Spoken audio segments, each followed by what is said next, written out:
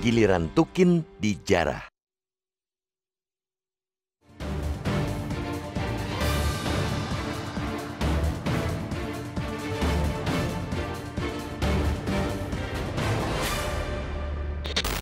Koruptor di negeri ini tak pernah kekurangan akal bulus untuk menggarong uang negara. Kini, giliran anggaran tunjangan kinerja atau Tukin di Kementerian Energi dan Sumber Daya Mineral atau ESDM dijarah. Para pejabat perbendaharaan serta pegawai lainnya di lingkup bagian keuangan Direktorat Jenderal Mineral Kementerian ESDM diduga memanipulasi dan menerima pembayaran Tukin yang tidak sesuai ketentuan. Berdasarkan penyidikan Komisi Pemberantasan Korupsi dari kasus korupsi Tukin Kementerian ESDM selama 2020 sampai 2022, negara dirugikan sebesar 27,6 miliar rupiah. Sebanyak 10 pegawai Kementerian ESDM menjadi tersangka dan menjalani penahanan. Kasus ini bermula saat Kementerian ESDM merealisasikan pembayaran belanja pegawai berupa Tukin dengan total sebesar 221 miliar 924 juta 938.176 rupiah selama tahun 2020 sampai 2022.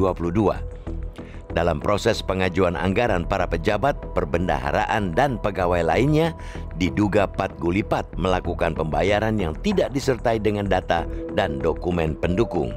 Di antaranya pengondisian daftar rekapitulasi pembayaran dan daftar nominatif.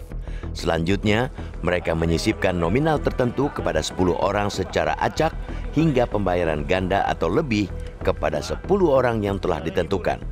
Alhasil, jumlah Tukin yang seharusnya dibayarkan sebesar 1,3 miliar rupiah namun membengkak menjadi 29 miliar rupiah sehingga terjadi selisih 27,6 miliar rupiah.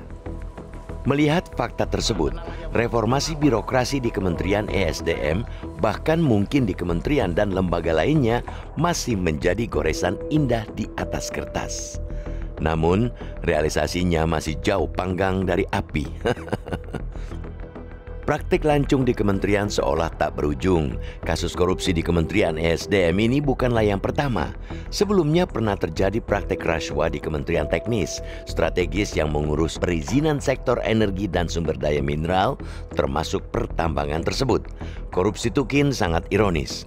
Menurut Peraturan Kepala Badan Kepegawaian Negara Nomor 20 Tahun 2011 tentang Pedoman Perhitungan Tunjangan Kinerja Pegawai Negeri Sipil, Tukin adalah tunjangan yang diberikan kepada pegawai negeri sipil yang besarannya didasarkan pada hasil evaluasi jabatan dan capaian prestasi kerja PNS.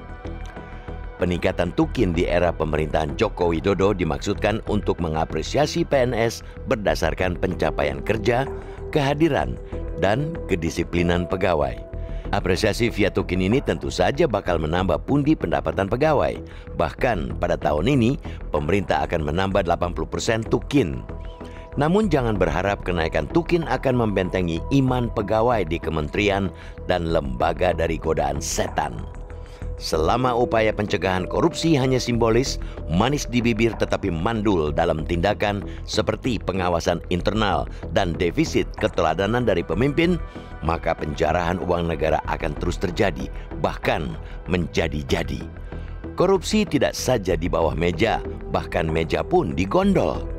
Begitu pula, alih-alih anggaran Tukin harus dijaga jangan sampai bocor, sejumlah oknum di Kementerian ESDM malah mencolengnya.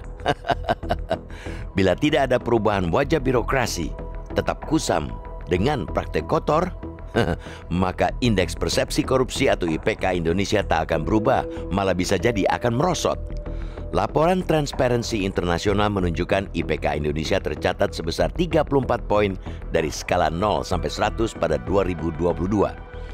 Angka ini menurun 4 poin dari tahun sebelumnya. Penurunan IPK ini turut menjatuhkan urutan IPK Indonesia secara global. Pemberantasan korupsi di tanah air harus menyeluruh dari hulu sampai hilir. Penjeraan dan pemiskinan kepada koruptor harus dilakukan. Selain itu, konsistensi sebagai negara hukum atau Rechtsstaat harus diwujudkan secara total tanpa cawe-cawe politis yang seringkali membuat miris.